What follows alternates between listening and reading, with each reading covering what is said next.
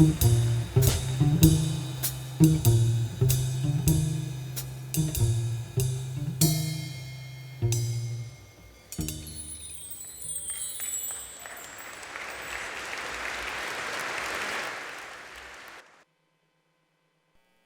morning. Please join me in welcoming the chairman of the Atlanta Regional Commission Board, Carrie Armstrong. Good morning. Is that better? All right. I'll try that again. Good morning. Good morning. If you've been here before, you know the ARC staff is usually successful in talking me into doing something wacky at the start of our program. So I'll bet many of you expected that I'd come on stage in a tutu, didn't you? I know Eric Dial did. Believe me, they tried their best to convince me of doing just that. And while I'm certainly hip enough to join Brad Pitt and Harry Styles and the other youngsters in Hollywood embracing the recent skirt trend, I politely but firmly declined. But then again, I do find myself relating more and more to Sean Connery's bold fashion sense. So welcome to ARC's 2022 State of the Region. I want to thank Bell Ethnic for that terrific performance.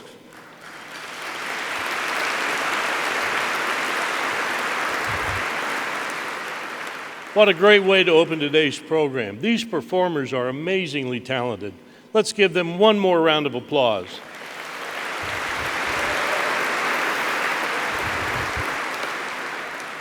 It's fitting to have Bell Ethnic on our stage. This growing and dynamic organization was a community partner during our 2022 Arts Leaders of Metro Atlanta program. We were thrilled to support Bell Ethnic's mission to use dance as a vehicle to impact the community and act as a catalyst for change. You won't want to miss their next performance, the Urban Nutcracker Experience at Morehouse College on December 9th, 10th, and 11th. Speaking of great programs, we've got one on tap for you today. I want to thank you for joining us this morning to explore the state of our region and delve into some of the big issues that we must address to own our future. And while we look to the future, we're also honoring our past. This year marks the 75th anniversary of the Atlanta Regional Commission and our predecessor agencies. It's clear that ARC has made a tremendous mark on our region over the years, working alongside our community partners and member jurisdictions to build the world-class region we enjoy today. Earlier this morning, you saw images on the side screens highlighting some of our ARC employees. We've created a significant buzz with the I Am ARC social media posts that honor our dedicated staff members who work so hard behind the scenes to move our region forward. You may not know all of their names or faces, but all of us have surely benefited from their conscientious work.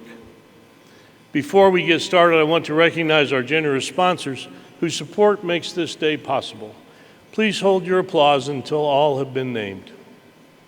ARC's 2022 State of the Region premier sponsors are AT&T, AARP Atlanta, the City of Brookhaven, and Verizon. Champion sponsors are the ATL Airport Community Improvement District, the Coca-Cola Company, the Cumberland Community Improvement District, and Decide DeKalb Development Authority. At the connecting level, AECOM, Aerotropolis Atlanta, Atkins, Atlanta Beltline, Buckhead Community Improvement District, Council for Quality Growth, Cox Enterprises, HNTB, Hartsfield-Jackson Atlanta International Airport, Hyundai, Ike Smart City, Kaiser Permanente, Metro Atlanta Chamber, the Pendleton Group, and WSP. And at the supporting level, American Council of Engineering Companies of Georgia, Arcadis, Atlanta Gaslight, CERM, Deloitte, Goodwill of North Georgia, VHB, and Wells Fargo. And our small business sponsor for this year, Commonwealth Research Associates. ARC's annual sponsors at the visionary level are Georgia Power, at the innovator level, Delta Airlines and Norfolk Southern and Uber. And thanks to our special partner, the Georgia World Congress Center, for hosting us again this year. We are so grateful for the support of each of these organizations. Now let's give a round of applause to all of our sponsors.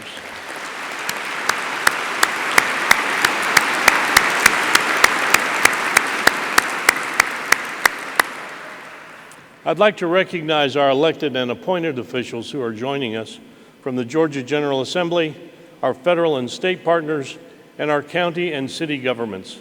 If you're an elected official, please stand so we can thank you for all that you do.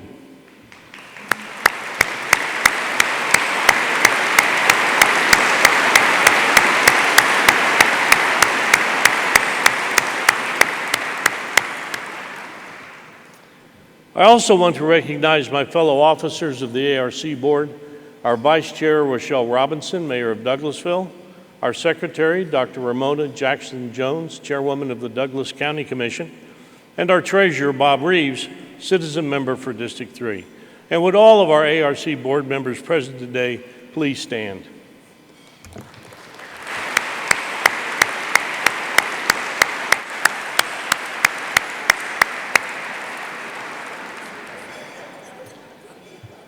Now sit. Can we get a camera on these two right here?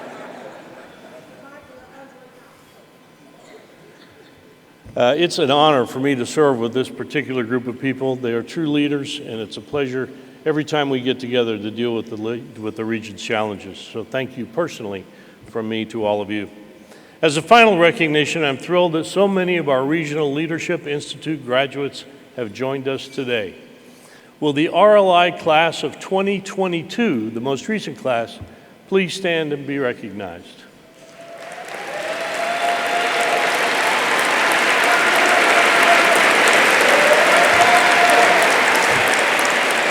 Now sit down. Of course, everyone knows that 2016 is the best class ever.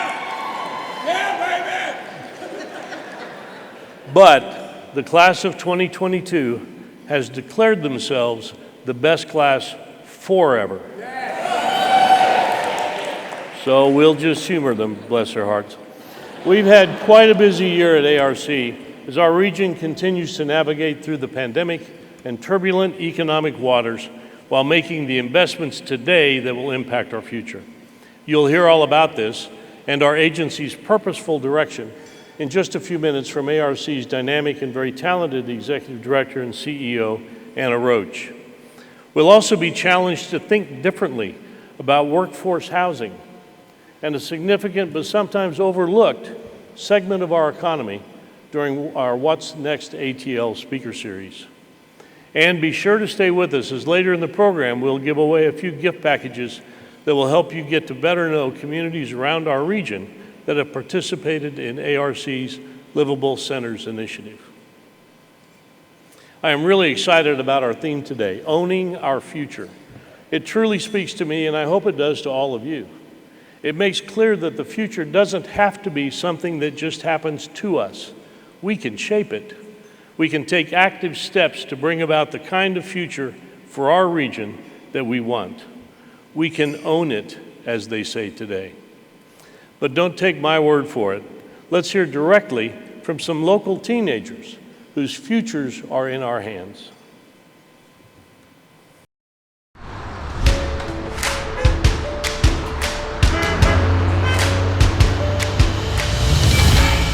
The future will be here before you know it. And we're depending on you. On you. On you. Imagine roads that are great places for people, not just cars.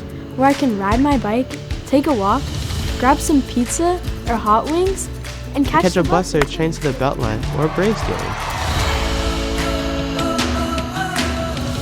Imagine more access to public transit, so I don't have to drive everywhere. And we can all breathe cleaner air. Imagine Imagine more trails across Metro Atlanta, connecting all of our communities and each other. We can own our future. We can own our future. Imagine actually doing something about climate change and making our region more resilient to extreme weather events. Imagine more good jobs and being able to get to those jobs, no matter where we might live. Imagine a future where we all have reliable access to the internet. And imagine healthy, livable communities for all ages, where zip codes don't determine how long we live. And finally, Imagine a region that is more equitable. more fair, and more just. We can own our future.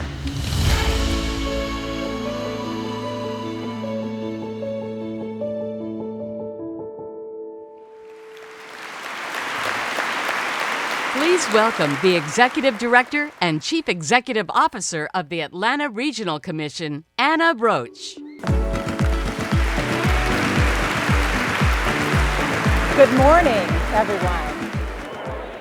I am so delighted to be here with all of you this morning. And oh my goodness, wow, what a video. As the mother of 4 children, 2 of them are here today, I truly enjoyed seeing the next generation imagine our region's future. These young people were spot on. We must own our future. Each year at this event, we take the opportunity to take a step back and take stock of our region. And so today, I'll reflect on some of our most notable successes of the past year, and then I'll talk a little bit about the ways in which the Atlanta Regional Commission is investing to help build a better Metro Atlanta. And finally, I'll explore some of our key challenges that we must collectively own and address in order to own our future. You know, the past year has certainly been rocky. The COVID-19 pandemic is still with us, seeming to flare up just when we think it's in our rear view. We've also faced soaring inflation that hit a 4-decade high, making it difficult for some of our families, some of our friends, and people from across our region to afford everything from gas to groceries. But Metro Atlanta has been nothing short of resilient in the face of these headwinds. In fact, we continue to grow and we continue to prosper. The 11-county region has added 65,000 residents just in the past year. And this growth is truly a testament to our dynamic economy, which is adding jobs, by the way, at one of the fastest rates in the country. Our unemployment rate is now 3.5%, a near record low in Metro Atlanta. And that's down from a high of 12% in the early days of the COVID-19 pandemic. And what about those job announcements? Job announcements in Metro Atlanta just keep on coming. Microsoft is building a massive corporate campus here, and Google recently moved into its new Metro Atlanta headquarters. Major companies like Ford and Nike and Walmart are all planning tech hubs here. Our region has really become a magnet for tech talent, and we absolutely welcome that. We're generating good manufacturing jobs too. Defense contractor Anduril Industries plans to open a manufacturing and research facility right here in our home host county of Fulton. And Home Chef, a personal meal provider, is hiring 700 people to work at its new plant in Douglasville. And by now, I'm sure you all have heard about Rivian. Their electric vehicle plant is being built just east of Metro Atlanta and will employ more than 8,000 people. That will surely draw on our region's wide and deep talent pool. There's actually a Rivian vehicle right outside these doors here today, and I hope you get a chance to take a look at it before you leave. And let's not forget about Hyundai. They just broke ground this week on their EV manufacturing plant just outside of Savannah. It's so exciting to see these investments in our state and in our region. We're making progress in transportation as well. The Georgia Department of Transportation is nearing completion on an $800 million overhaul of the Georgia I-285 and Georgia 400 interchange. That's one of the most busiest interchanges in the nation. This project is a part of the state's landmark major mobility investment program, which is dramatically reshaping our region. The program calls for improvements and express lanes for the top end of 285 as well. In fact, This particular project was subject of one of this year's most important examples of regional collaboration. Transportation leaders of the Georgia Department of Transportation, MARTA, the Atlanta Regional Commission, of course, and the ATL collaborated with elected leaders of Cobb, DeKalb, Fulton, and Gwinnett counties to sign a historic agreement that would study bus rapid transit service to utilize those new I-285 express lanes. This agreement builds on the foundational work of key stakeholders that includes the mayor of 7 cities and leadership from CIDs also near the top end of 285. I was really proud to work alongside these state and local leaders to demonstrate the power of cooperation and forward thinking. You know, not too long ago, this kind of support for transit across both political and jurisdictional lines might have seemed all but impossible. But today, it's celebrated really as a sign of things to come. In another cause for celebration, MARTA is moving ahead with 2 key projects that will deliver high-capacity transit service on Campbellton Road and within the Summerhill community. Both of those communities are on the City of Atlanta's south side. These projects are vitally important as it will make it easier for people within these communities and neighborhoods to access major job centers as well as critical services. Our success is getting noticed as well. You know, Money Magazine recently named Atlanta as the best place to live in the United States.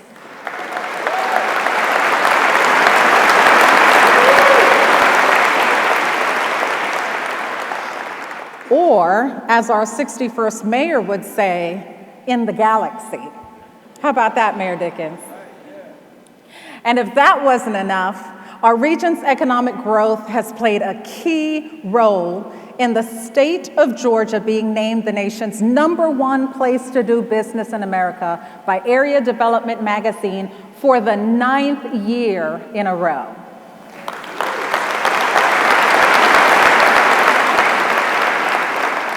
I am truly proud to say that the work of the Atlanta Regional Commission is contributing greatly to the region's success, as well to the state's success. Last year, ARC programmed $2.9 billion in federal and state funding for direct transportation improvements in the Atlanta region. And we allocated more than $16 million in federal funds to help older Americans, as well as people with disabilities, thrive and live in their home. In the past year, ARC awarded nearly $2 million in Livable Center Initiative study grants, helping to build livable communities that are more vibrant, connected, and walkable. Really, the kind of places those young people talked about in the video we just watched. And we should all be proud of our region's success. We've got a lot to celebrate in all of that I spoke of. But of course, not everybody is enjoying in this success. We have neighbors, community members who are struggling to make ends meet, and too many are having difficulty accessing quality, affordable housing in our region.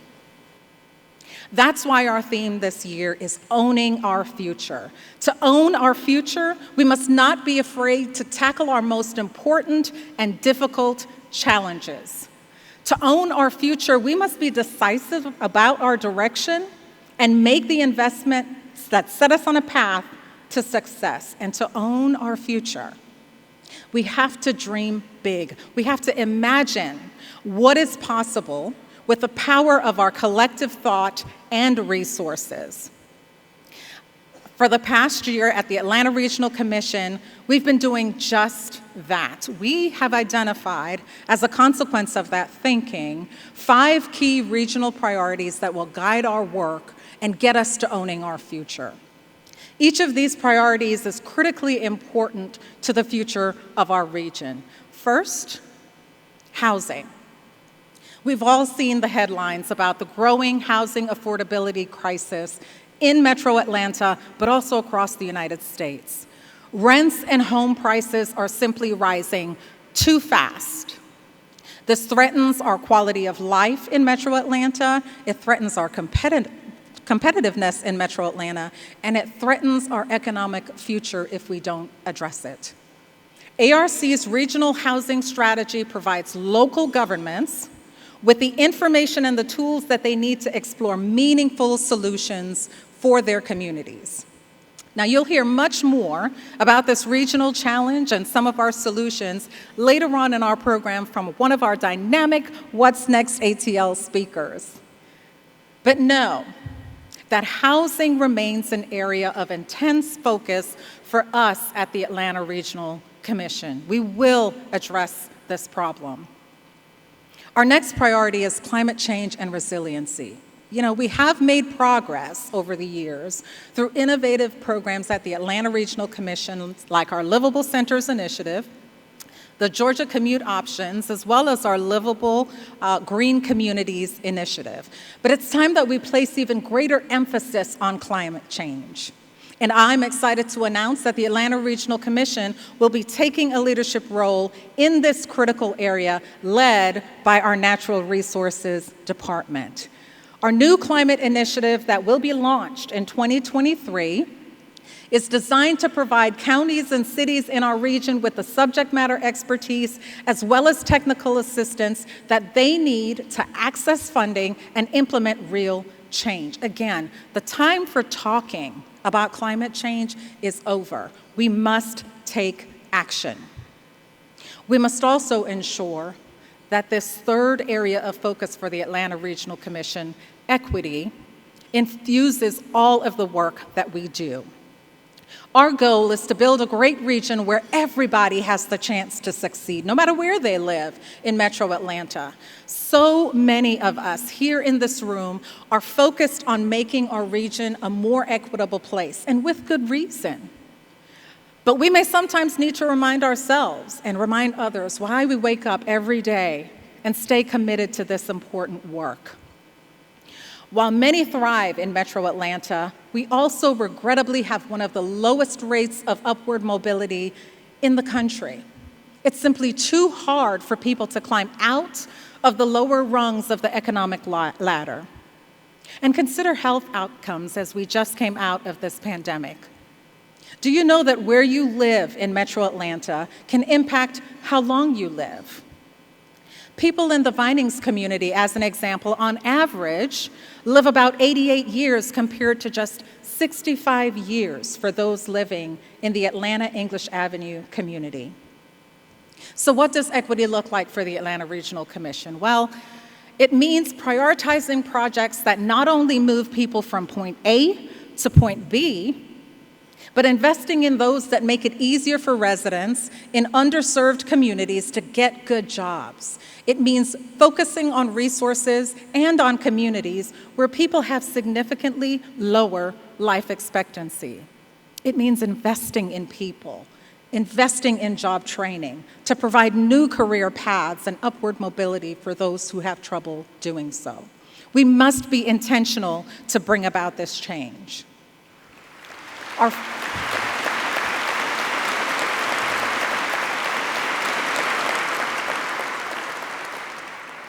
Our final two regional priorities are inextricably linked: infrastructure and workforce development. The Infrastructure Investment and Jobs Act presents a historic opportunity for our region. It is the single most significant infrastructure investment from the federal government to metro areas like ours in at least a generation, maybe two. Critically, it doubles transportation investment in our region and across the United States for the next 5 years. It is a game changer, without question. And perhaps most important, this legislation broadens and redefines what we have traditionally thought of as infrastructure. So while funding, indeed, will be increased for roads and bridges and transit, we can also plan for investments in expanding broadband access, investments to address climate change. We can also invest in improving equity that we talked about just earlier. The Atlanta Regional Commission knows this legislation is complex. If you've taken a look at it, the executive summary alone runs about 500 places. But ARC is uniquely situated to help shape this region's response to this investment opportunity and to ensure that all of our local governments represented here and across the Atlanta region have exactly what they need to maximize the possibilities within this law. We've accepted that call to action at ARC and began with the launch of a comprehensive engagement strategy that will inform, advise, and prepare our stakeholders to make the most of this infrastructure law. The strategy includes a website that was developed by the Atlanta Regional Commission staff that will help local officials explore and understand the new funding opportunities that are within that law. It has a customized interactive data tool that the talented team at the Atlanta Regional Commission built in-house. I have yet to see another one anywhere in the nation that rivals what we've built in-house. In addition to those engagement tools, I am so pleased to announce that the Atlanta Regional Commission is launching a regional infrastructure consortium. That consortium will be made up of experts from across Metro Atlanta in key areas of transportation, water, energy, and broadband. The consortium is designed to prioritize regional projects to target for discretionary funding. It's no secret that the discretionary funds will be highly competitive across the nation and are further complicated by brand new guidelines, brand new federal priorities that will require our region to do things differently in order to be successful. It requires regional collaboration and innovation in the way we go after those dollars. So this regional approach will undoubtedly put Metro Atlanta in a better position to be successful in our competition for those funds across the United States. ARC is pleased to take a leading role in bringing the region together and providing grant writing resources, subject matter expertise, and federal advocacy to improve our award success rates in these federal pursuits. Projects that are vetted and recommended by the Infrastructure Consortium will then be presented to the Infrastructure Caucus of our board, made up of members of the ARC board. Our work on infrastructure will include this, but will be ongoing as we see the dollars present themselves over the year within the infrastructure law. We are committed to helping this region gain access to the funding needed to transform our communities and to own our future. Now, this brings me to the very last of our priorities this year, workforce development. The bipartisan infrastructure law promises a significant increase in the number of construction projects that will get launched in our region.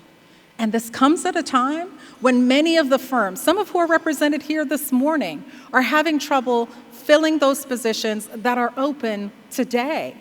How will we fill those jobs? Who will fill those jobs? ARC is in the design phase of a regional collaboration workforce development initiative where we will engage workforce and transportation agencies, the Technical College System of Georgia, the private sector through our chambers, as well as our K-12 leadership. I am so glad to have the school superintendents represented with us today because we have to stop having workforce development conversations that don't include the beginning of that pipeline.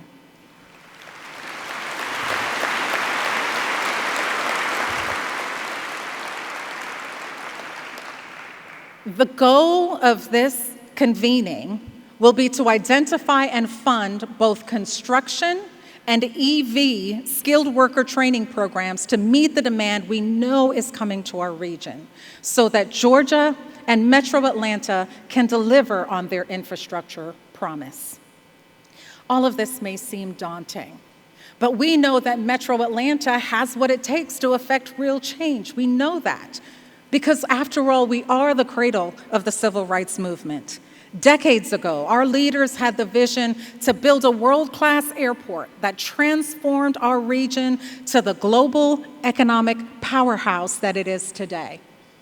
We were the first place in the South to install a regional rail system. And who would have thought at the time that we could land the Summer Olympics? And here we are, once again, bracing ourselves to host the globe at the 2026 World Cup. So I leave you this morning with both a sense of optimism for what's to come, as well as a note of urgency. We must step up to meet this moment. I certainly don't want my children and the future generation of this region, decades from now, to be talking about how Atlanta missed this golden opportunity to build a brighter future for us and for them. The state of the region is certainly strong, thanks to all of you in here. And we will continue to look for opportunities to improve through innovation and investments that make it possible for all of us to live our best lives. I encourage all of you to join us on this journey, because only by working together can we truly succeed and own our future. Thank you.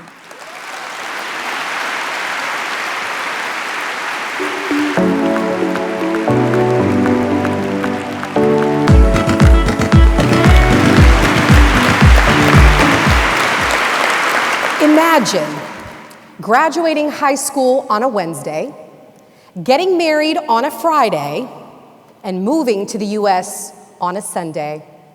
A lifetime's worth of transformative events happening all in 1 week. Well, that was my mom's transition to America.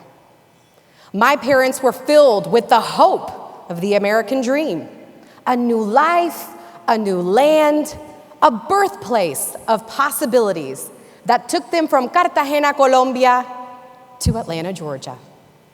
There were trials learning English as a second language and navigating the culture in America. They worked in a plastics factory by night and cleaning houses by day. Eventually, my grandparents joined us in Atlanta after selling their belongings and coming here collectively. Together, our family saved just enough money for my granddad to buy a printing franchise. Ironically, as a colorblind man, that business would catapult our family into an entrepreneurship journey now in its 39th year. The company today is in its next iteration and being led by my fearless mother, a mother who sacrificed to provide me and my brother with a better life. And I, in turn, I am here today honoring these sacrifices in my role as president and CEO of the Georgia Hispanic Chamber of Commerce, a 38-year-old organization that's one of the nation's largest Hispanic chambers. As its leader, I'm also charged with looking into the future, or as I put it, reimagining the next, and envisioning what is possible and turn this vision into a reality. To echo today's theme, this is how we will own our future. So what does this vision look like? At its core, this reimagined next is an Atlanta region and state where barriers are removed to unleash the enormous potential of our Hispanic business community. It's a state and region where Hispanic business leaders regularly collaborate with the larger business community to grow our collective economy and improve the quality of life for all. Put simply, an inclusive economy is a better economy. To understand the possibilities and what's at stake, let me share with you some key data points. First, I need you to understand the population growth of the Hispanic community and how it will impact us all. Currently, the Hispanic community makes up 19% of the US population, and 25% of new businesses are Hispanic and Latino owned, which equates to almost 5 million Hispanic-owned businesses total in the US today. That's contributing more than $800 billion to the American economy annually. That's $800 billion with a B. If those figures don't turn your head, let's try this one.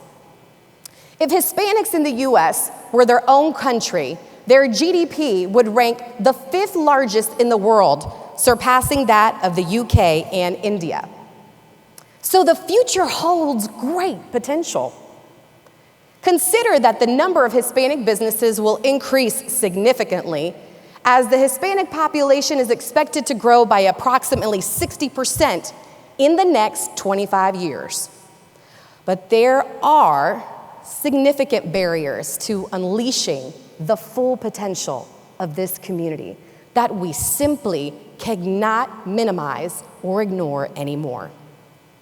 Communities have not yet awakened to the vibrancy of this market, both in its economic buying power and as a workforce asset that has the potential to change the landscape of the state as well as our nation. I want to reiterate why this matters. This population growth is driving enormous purchasing power. It empowers a new workforce, it sustains business growth, and the supply chain effects create new wealth. Immigrants today comprise nearly 10% of Georgia's population. Roughly 1 in 5 self-employed business owners in the state is an immigrant. And in 2019, there was an 87% growth rate among Latina-owned startups. 1 in 7 immigrants represent Georgia's labor force, and nearly half of them are naturalized U.S. citizens. The immigrant population also represents close to $20 billion in spending power for the state and generates around $7 billion in federal, state, and local taxes. Combine these stats with the fact that they hold more than 1/3 of the jobs in agriculture and over 1/4 of the jobs in construction, it is very easy to see how critical their role is to our continued economic recovery, survival, and winning the war for talent.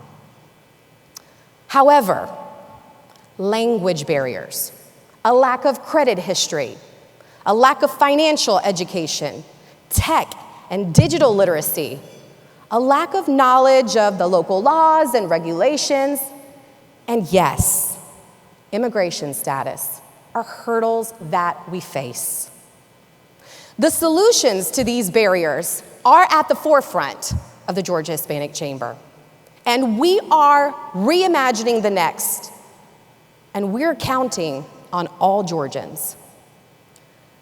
Finally, I now turn to all of you and make a call to action. And this is where you become the champions of our state. We need you to work with us. Imagine the impact we can have if we all work together. What I see next for Atlanta is an inclusive business environment where collaboration and intention come together to ensure that our various communities are reaching their full potential. Because when Hispanics, Latinos, and immigrants thrive, everyone thrives. The way to own our future is to collectively empower and support our multifaceted communities. All of this starts right here and right now. Let's focus on creating equitable access through economic development efforts and collaborating to ensure that there are many success stories like that of my fearless mother. Our tomorrow is dependent on our collaboration today. So I ask you, what are you going to do to own our collective future? Muchas gracias. Thank you.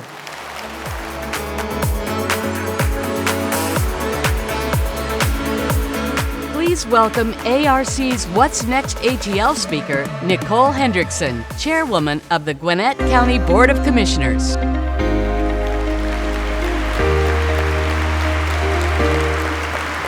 There was a time in my early life where I was temporarily housed, moving from home to home, and ultimately homeless. I always questioned why I had to grow up under those circumstances, and often asked, why me? Those times humbled me, and at the same time instilled in me a hunger to do whatever it took so no one would face the uncertainty of where they would lay their head at night. After all, there are many people who are just a paycheck or catastrophic event away from becoming homeless themselves. When I had nowhere to go, and I didn't know how I was going to make it, I imagined the possibilities of a better life. And with a strong community and strong support system, I was able to pull myself out and position myself to help and serve others just like me. Peter Drucker said, "The best way to predict the future is to create it." I ran for office specifically to address challenges like our housing issues. When I took office, I was told tackling housing is an impossible task, that it's too political, it's going to hurt our community, people don't want it in their backyard, and the list goes on and on and on. And I know you've heard those exact same excuses before. But I have to ask, is it possible to envision a future where everyone has a roof over their head? Let me address 3 things. First, housing is a basic human right. Safe, stable,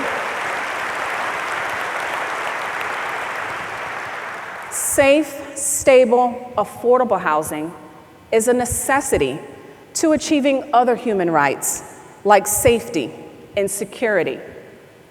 Unfortunately, a lack of affordable housing to buy or rent is fueling a global housing crisis. The country has less housing for sale or rent than at any time in the last 30 years. And that demand is contributing to a global housing crisis and an increase in housing costs. Rising housing costs mean people have less money to spend on other essentials like groceries, medical bills, transportation, and caring for their families. But you already know that. So I'm not going to stand here and talk to you about how this crisis is worsening day by day, or how we even got here in the first place. Right now, none of that matters to the more than 500,000 people living in our region who are struggling to access or maintain a basic human right. So that leads to my second point. What are we doing about it? Over this past year, I have been on a journey with an amazing group of leaders committed to doing. And it reinforced my belief that we all can do something. Each of the leaders who are part of this effort have made individual commitments towards addressing housing in their local communities. And these commitments include hosting peer-to-peer tours on tiny home developments and innovative shelter programs, investing in organizational infrastructure, like hiring dedicated staff to tackling this issue, auditing our land use and zoning policies to remove the regulatory barriers and challenges that exist, and simply raising awareness about housing affordability through community forums and dialogues. And you can do something too. We recognize that every community is at a different place as it relates to housing. We have identified the need for dedicated individuals in each of our jurisdictions to work on housing efforts. And to that end, we will be working with regional partners over the next several months to stand up that effort. The goal? To set us all up for success as we address housing in our communities and throughout the region. And lastly, to close, I'm going to ask again. Is it impossible to imagine a future where everyone has a roof over their head? Well, I specialize in making what looks impossible possible. I remind you of the challenges I faced growing up. One might say it is impossible for me to be standing here before you today. Yet, here I am.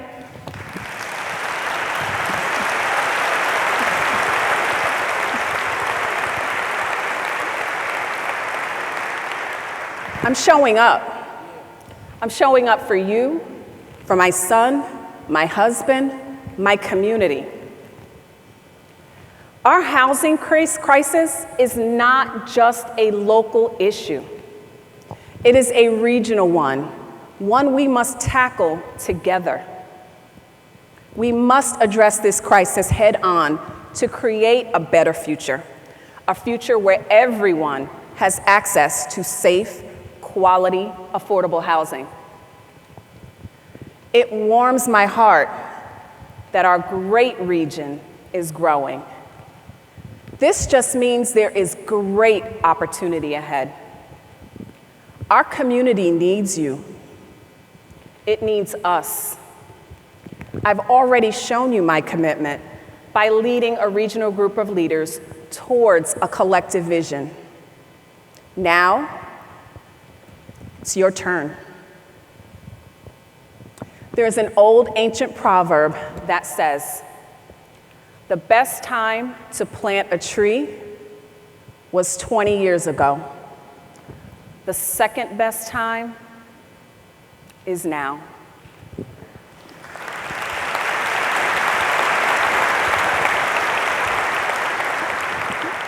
Let's make what looks impossible possible, Atlanta. Let's start planting now.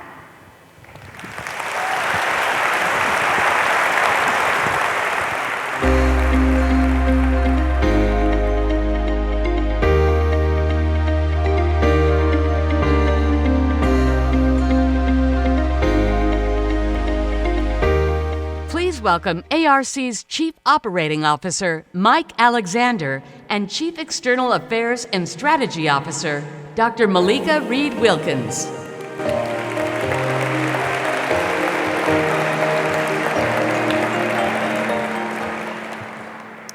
Good morning. Wow, I don't know about y'all, but I learned a lot from Chairwoman Hendrickson and Ms. Maldonado Torres this morning. The What's Next ATL speakers are always inspiring, and this year, they've shown us some of our region's definite challenges, but also defined paths for success. You're absolutely right, Malika. Housing and the economy are certainly two of our region's biggest challenges, and I loved hearing their unique perspectives. And now it's time for us to turn our attention to communities and organizations across our region that are making a big difference in the quality of life for residents through innovative and community-focused projects. Each year, ARC accepts nominations for projects from across Metro Atlanta that enhance neighborhoods, advance social equity, and build more resilient communities. Recipients are selected by an esteemed jury of industry experts from organizations across the region, some of whom have joined us this morning. I'd like to take a moment to thank these individuals for their role in selecting this year's winners.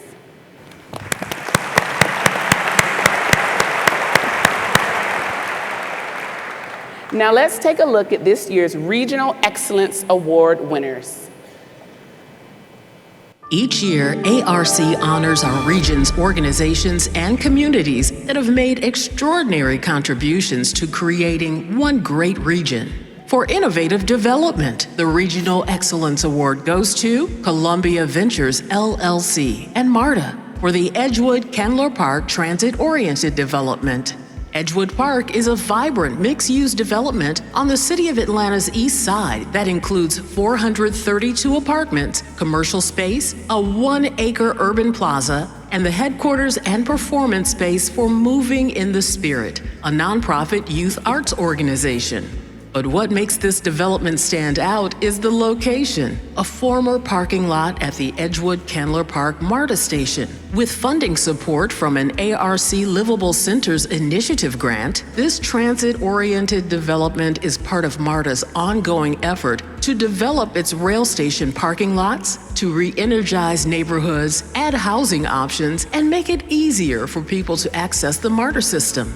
Edgewood Park was designed in close collaboration with the surrounding community. The inclusive process generated standout initiatives, including 20% of the apartment units being reserved for workforce housing. Edgewood Park is a great example of how collaborative planning, bold ideas, and stellar execution can transform a community. For visionary planning, the Regional Excellence Award goes to the City of Doraville for code changes and implementation for a sustainable Doraville. The City of Doraville is one of the region's most dynamic and diverse places, home to a thriving international community, charming, leafy neighborhoods, and exciting new developments that are poised to move the city forward. To manage this growth, Doraville embarked on an ambitious effort to update its zoning code. The changes are designed to support community members with limited access to vehicles, preserve the city's natural ecosystem, and create a vibrant economy through walkable places. The revisions allow for smaller residential lot sizes and housing to be built along major commercial corridors. Financial initiatives are also now available to encourage greater density of multifamily developments.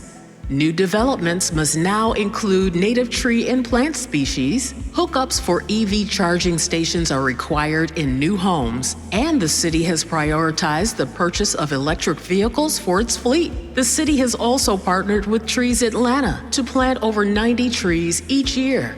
The City of Doraville has demonstrated regional leadership in making important changes that have set the city on a sustainable path toward future success. For the category of Livable Center, the Regional Excellence Award goes to the City of Stockbridge for the Stockbridge Amphitheater and Park. The City of Stockbridge has spent a decade carefully planning and investing to make its downtown a major community destination. The centerpiece of this vision is Stockbridge's new amphitheater and park, first imagined in 2012 during an ARC Livable Centers Initiative study aimed at creating a vibrant, mixed-use town center. The amphitheater was designed to be an extension of the public space around City Hall. It seats 3,200 people and has already hosted major headliners from T.I. to Rick Springfield, along with community events like the city's recent centennial celebration. Landscaping features sustainable retention ponds to better handle stormwater, prevent flooding, and accommodate planned mixed-use development around the amphitheater. Meanwhile, the amphitheater was built to last. Creative use of brick, precast concrete, and high-density resin will never require painting and provides an ageless look. The city hopes to use the facility for the next 100 years. For the category of Great Place, the Regional Excellence Award goes to the City of Avondale Estates and the Avondale Estates Downtown Development Authority for the Avondale Estates Town Green. Avondale Estates is a charming community that has long been committed to developments that enhance the quality of life for residents, no matter their age or ability. The recently completed 2-acre town green was designed to be multi-generational and sustainable. It features an inclusive playground for sensory development, native plant gardens, and Tudor-inspired birdhouses that reflect the community's classic style. An inviting space for neighborhood get-togethers and family picnics, the green space has a designated area for food trucks and a network of mixed-use paths, connecting it to the commercial downtown district and neighboring residential areas. The space, first envisioned in a 2004 Livable Centers Initiative Plan, is just one of the city's continuing dedication to inclusive development. Future plans for commercial retail and higher density housing developments will catalyze economic growth in an already burgeoning gem in the Metro Atlanta region. The City of Avondale Estates' commitment to development by and for the community continues to set it apart as a great place in our region. Congratulations to this year's winners. We are honored to celebrate these community development projects as they move the region towards more inclusive planning and equitable outcomes.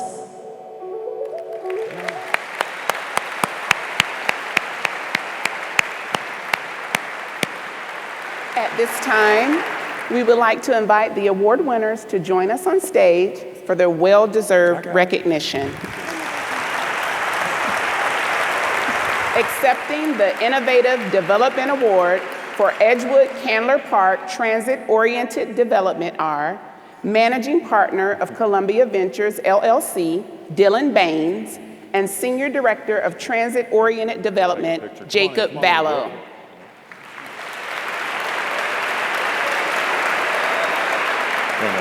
Stay up. Accepting the Visionary Planning Award for Code Changes and Implementation for Sustainable Dorville are Mayor Joseph Geierman and Director of Planning and Community Development, Naomi Sayadmak, from the City of Dorville.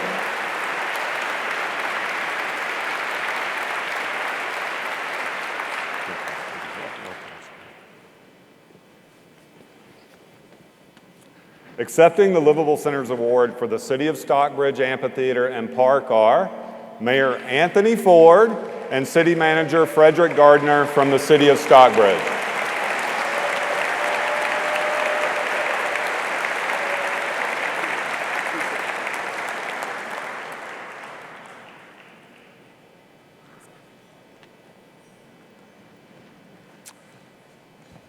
Accepting the Great Place Award for Avondale Estates Town Green are Mayor Jonathan Elmore and City Manager Patrick Bryant from the City of Avondale Estates.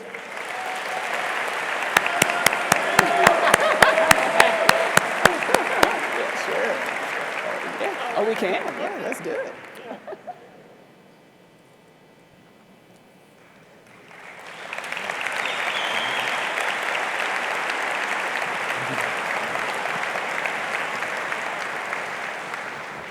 As you heard in the video, many communities around the region have been able to advance their visions through ARC's Livable Centers initiative. LCI provides fundings to local communities to help them re-envision themselves as more walkable and livable spaces. For the last few years, we have highlighted a few LCI areas around the region by sending some of our guests to see firsthand how they have evolved to become great destinations. This year, we have prize packages from 3 of our LCI areas. Now's the time to check your program to see if you are a lucky winner. If your neighbor snuck out early, grab their program to increase your odds.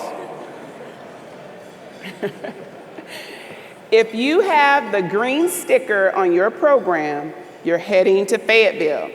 The Fayette Chamber of Commerce has put together a fun outing that includes tickets to the Atlanta Air Show. Enjoy. If you have the blue sticker on your program, you're headed to beautiful downtown Decatur for the Wine Festival and more.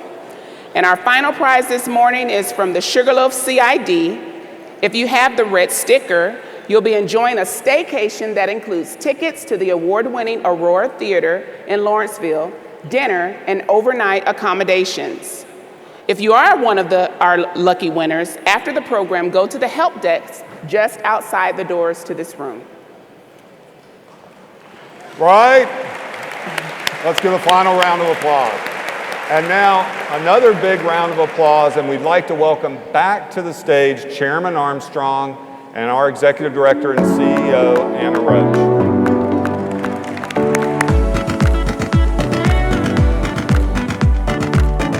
The Unsung Hero Award. The Unsung Hero Award is a recognition we give to those who work under the radar to make our region a better and brighter place for all. For the past 2 decades, Philip and Gail Ross, seated right down there, the ones with the surprised look on their face, have been working to change the lives of young people in their Northwest Atlanta community. The couple founded and run Bright Futures Atlanta, a nonprofit organization that operates a private school, an after-school program, and a summer program for middle and high school students in the Bankhead and Grove Park neighborhoods. Bright Futures was born out of an urgent need in 2002. The Rosses realized that too many young people in their neighborhood lacked a safe place to go after school. They began providing afternoon prayer and meals in their living room, and then expanded to offer year-round programs. Flash forward to today. The centerpiece is Bright Futures Academy, a private school for grades 5 through 12. Tuition is free, and the school boasts a 100% high school graduation rate.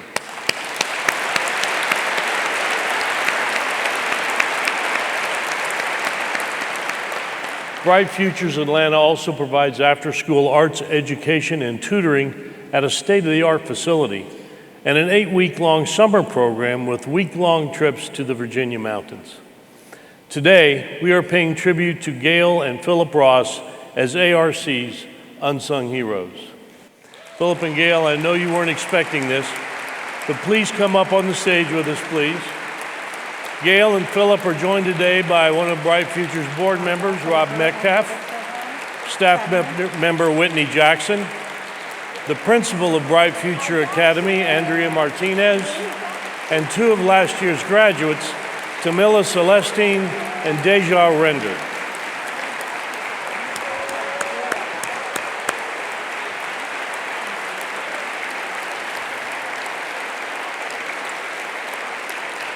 With quiet determination and very little fanfare, they have provided real opportunities for some of our young neighbors who need them most.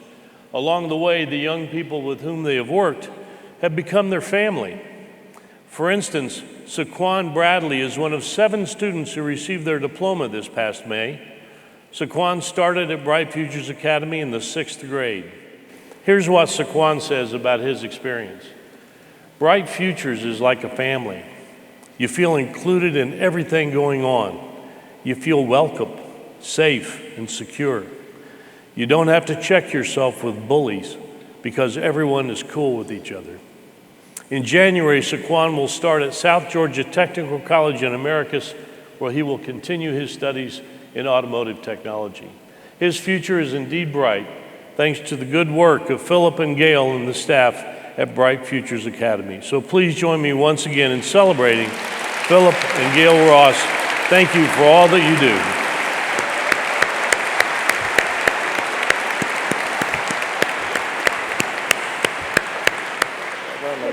Great. That was an awesome surprise.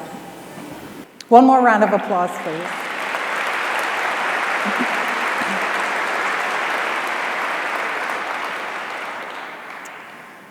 In 2014, the Atlanta Regional Commission established the Harry West Visionary Leadership Award to honor our longest-serving executive director. Harry West's courageous and visionary leadership, along with his understanding of connections and relationships, helped shape the Atlanta region we know and love today. Each year, ARC presents this award to a leader who exhibits a similar vision and passion for our region. The physical award is a magnificent red leopard maple bowl crafted by renowned Marietta woodturner Philip Moulthrope. It's passed from one recipient to the next. So joining us today to present the bowl is last year's award recipient, Mr. Doug Hooker.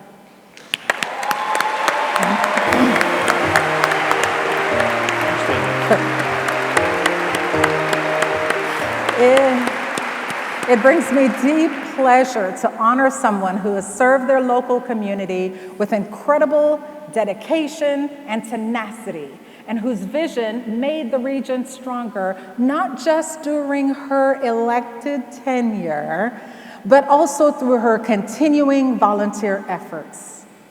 This year's Harry West Visionary Leadership Award recipient is the very deserving Shirley Franklin. Mayor Franklin, please join us on stage.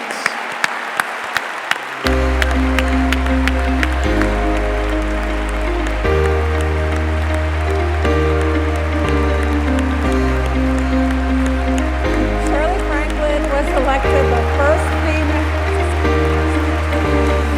We got you.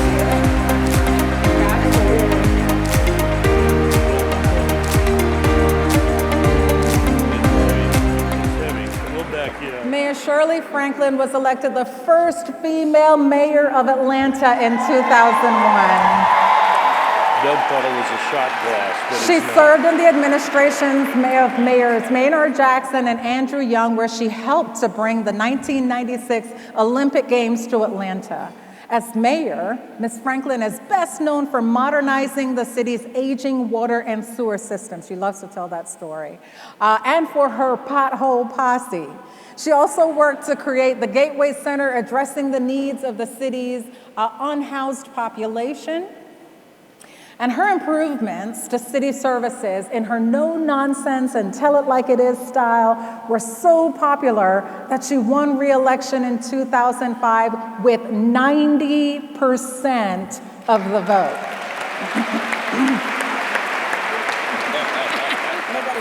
Outside of her official duties, Mayor Franklin led the 2005 effort to save the papers of Dr. Martin Luther King Jr. from the auction block and had them donated to Morehouse College. Having marched on Washington as a teenager in 1963, maintaining Dr. King's legacy in Atlanta was exceptionally important to her. More than being mayor of Atlanta, she is a true regional leader. She served and set the standard as a member of the Atlanta Regional Commission Board and participated in several link trips. In fact, it was on the link trip to Chicago in 2002 when she had the idea to bring all Metro Atlanta mayors together for regular meetings to share successes and struggles. The Metro Atlanta Mayors Association is still going strong 20 years later.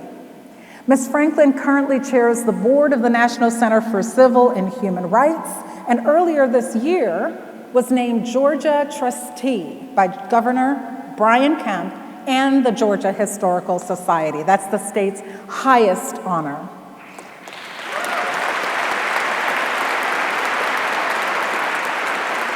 She also hosts the annual family trips to the beach for Thanksgiving and is threatening to retire and kidnap her 3 grandchildren. Ladies and gentlemen, the 2022 recipient of the Harry West Visionary Leadership Award, Ms. Shirley Franklin.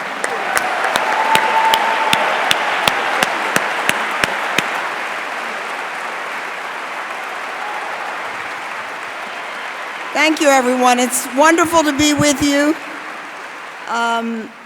Bright futures. Congratulations. That was a wonderful story, and much congratulations to you and the other honorees.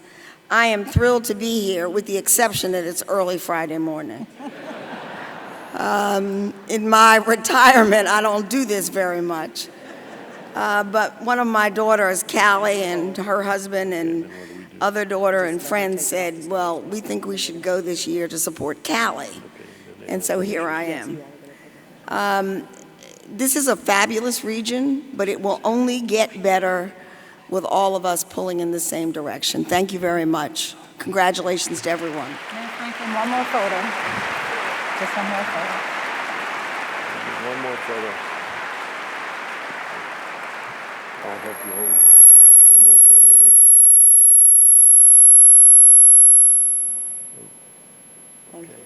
How about another round of applause for Mayor Shirley Franklin? Congratulations to all of our award winners this morning.